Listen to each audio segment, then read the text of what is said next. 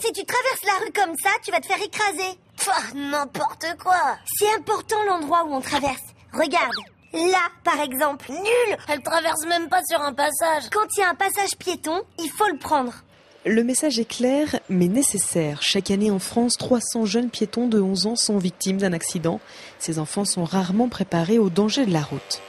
C'est vrai qu'il y a peut-être une surprotection par rapport à il y a quelques années. Moi, je suis né dans nos campagnes vendéennes.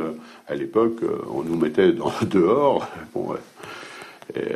Maintenant, les enfants sont un peu plus surprotégés. Ils sont accompagnés, on va dire, presque pendant toute la durée de leur cursus primaire. On s'aperçoit que le pic des accidents, c'est quand on les lâche à 11 ans et quand ils arrivent au collège. Les chiffres parlent d'eux-mêmes. De 5 à 10 ans, 78% des enfants sont accompagnés d'un adulte pour se rendre à l'école. À 11 ans, près d'un jeune sur deux effectue seul ce trajet. Une nouvelle campagne de sensibilisation vient donc d'être lancée. Les deux héros, Tom et Lila, s'adressent aux plus jeunes, mais aussi aux parents, pour les inciter à préparer leurs enfants. La rue a son lot d'obstacles, mais ces piétons en herbe peuvent être aussi la source du danger. La fille, elle est entre deux voitures.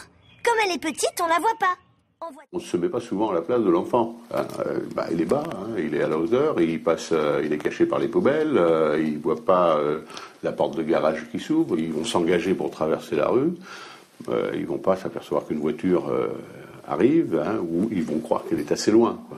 Toujours lié au fait qu'il soit relativement bas. Donc tout ça, ça s'apprend. L'apprentissage se fait donc aussi sur le chemin de l'école, un chemin où parents et enfants doivent se lâcher la main progressivement.